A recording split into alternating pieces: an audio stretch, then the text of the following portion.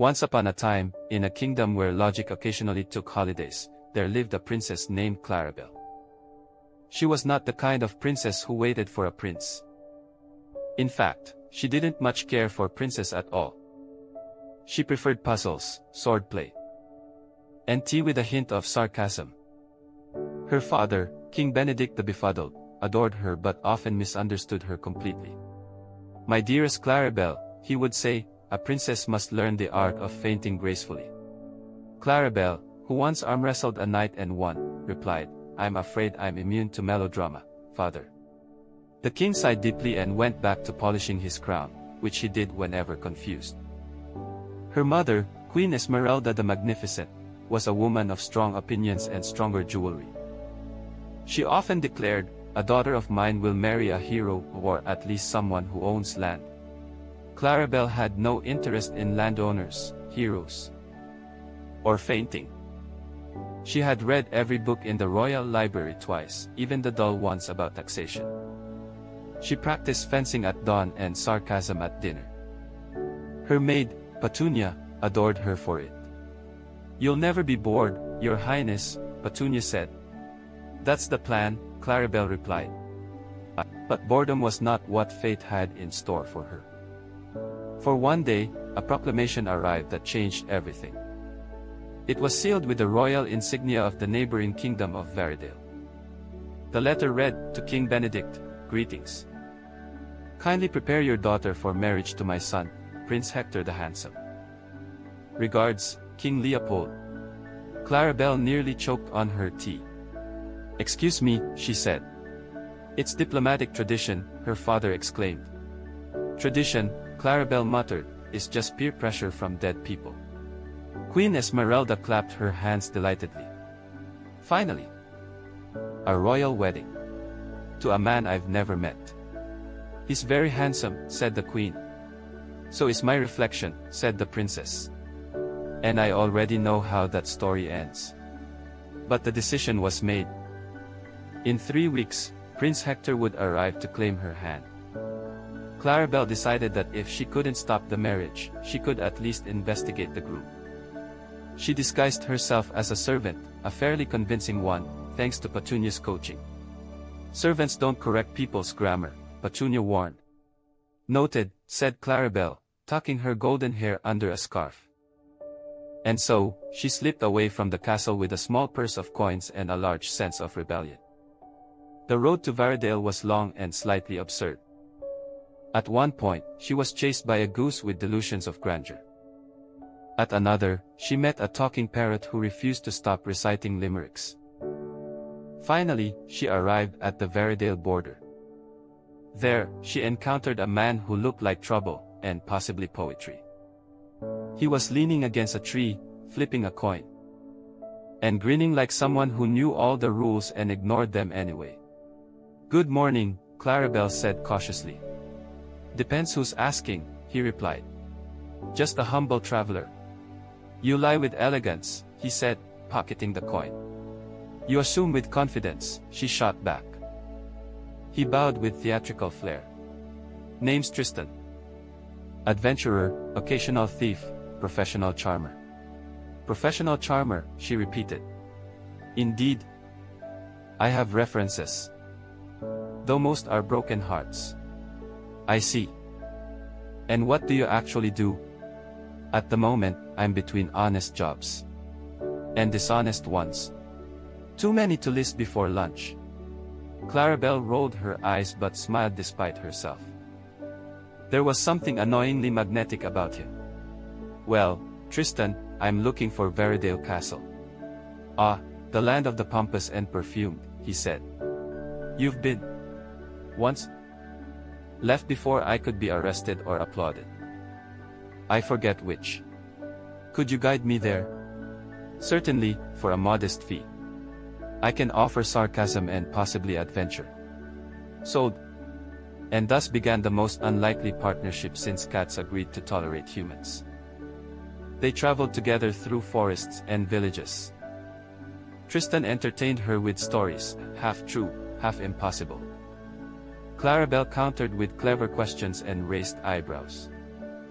They crossed paths with bandits, which Tristan negotiated with compliments. "You rob with such finesse," he told their leader. The bandit blushed and let them pass. "You're insufferable," Clarabelle muttered. "Yes.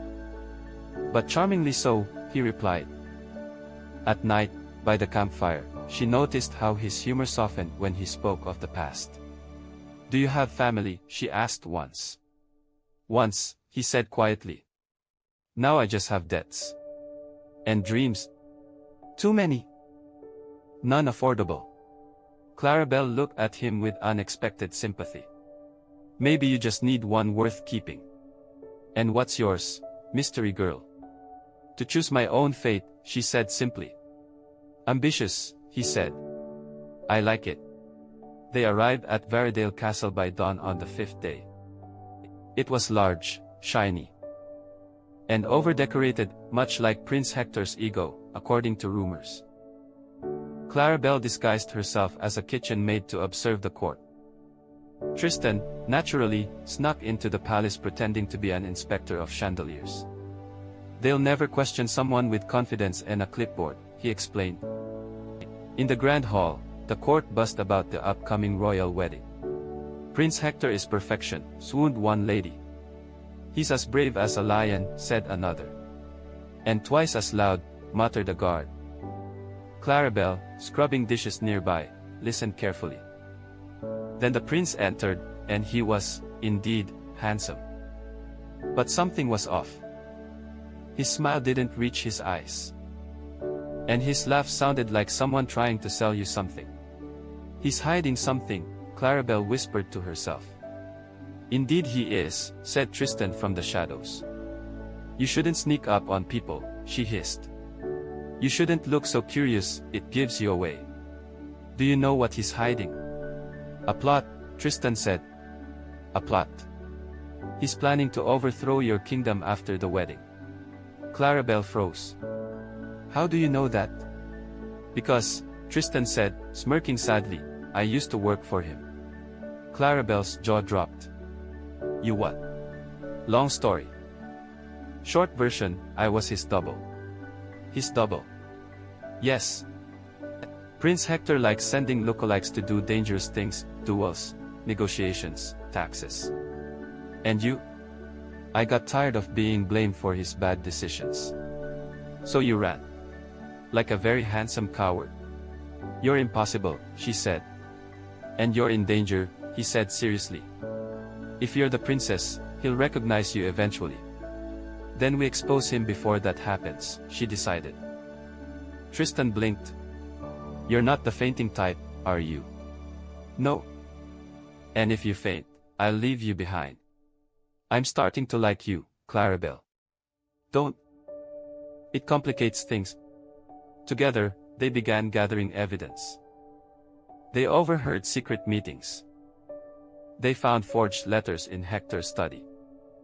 They discovered a map marking Loriantha's borders for invasion.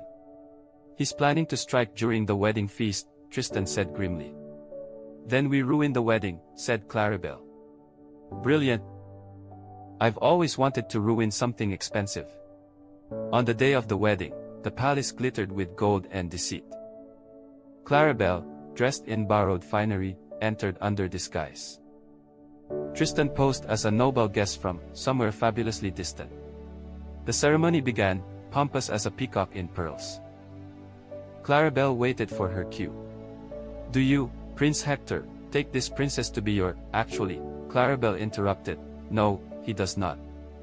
Gasps filled the hall. Hector turned, eyes narrowing.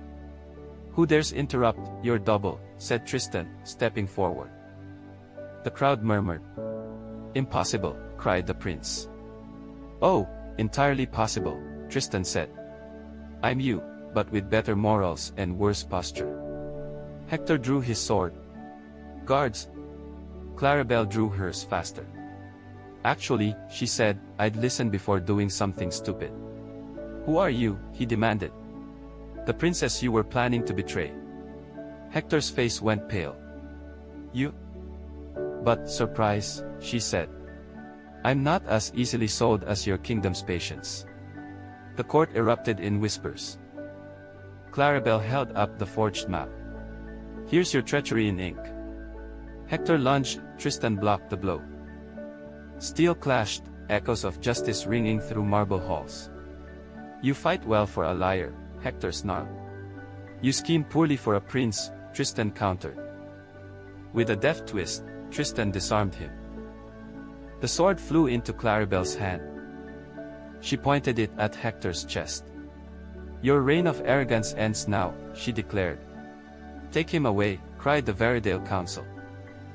The guards hesitated, then obeyed. The people cheered as the prince was dragged off.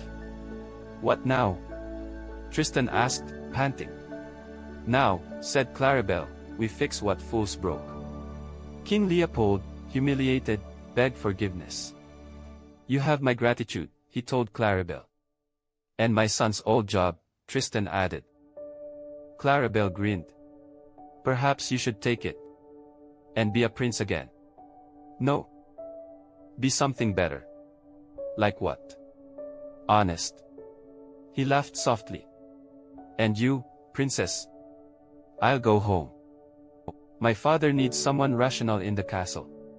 He won't approve of me. He rarely approves of anything." They rode back together to Lorient. The journey was easier this time. The goose was still there but saluted them respectfully. At the castle gates, King Benedict fainted, ungracefully. "She brought home a man," cried Queen Esmeralda. "Technically," said Clarabelle, "I brought home peace." "And a professional charmer," Tristan added. "We'll see about that," muttered the queen. The king recovered and asked, "So, wedding?" "Eventually," said Clarabelle. "After we both survived diplomacy." The people rejoiced. The kingdoms united, this time through honesty, not treaties. Tristan became captain of the royal guard, after promising not to steal the treasury. Clarabelle became the most beloved princess in generations. And occasionally, they saved each other from boredom.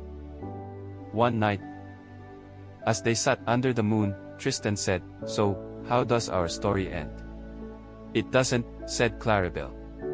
"It just becomes legend. Legends get exaggerated. Then let's exaggerate beautifully."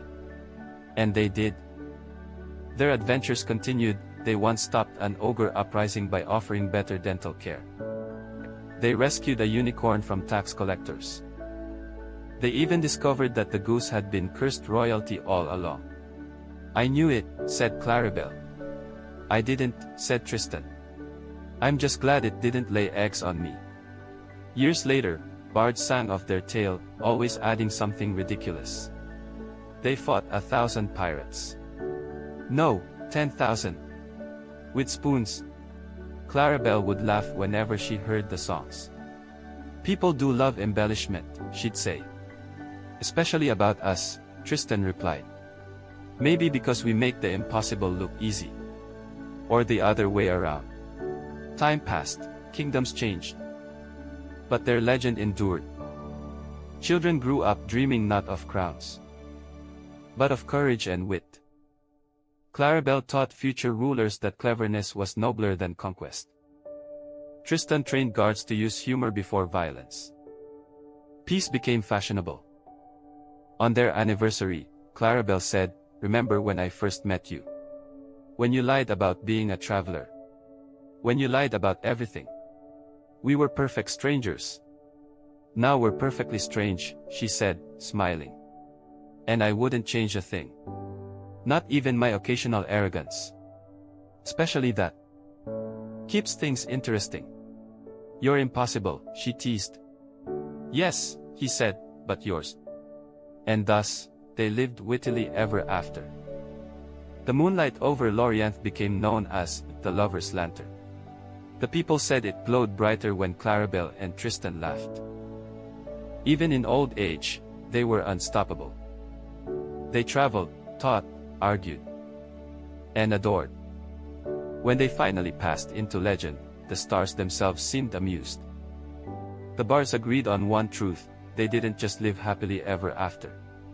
They lived cleverly ever after.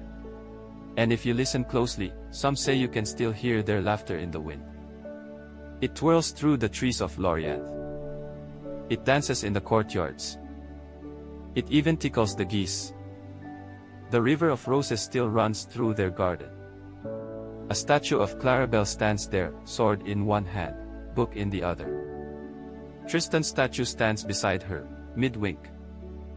On the base, an inscription reads, "True love is not about rescue. It's about choosing each other, again and again, even when it's inconvenient." People travel from every kingdom to see it. And they always leave smiling. For even centuries later, the story of Clarabelle and Tristan reminds all who hear it that wit is mightier than magic. That courage can come with laughter. That love, when honest, is the greatest adventure of all. And that a princess doesn't need saving, just someone worthy of keeping up. In the kingdom of Lorient, the legend of the princess and the pretender endures. Some say their spirits still argue over tea.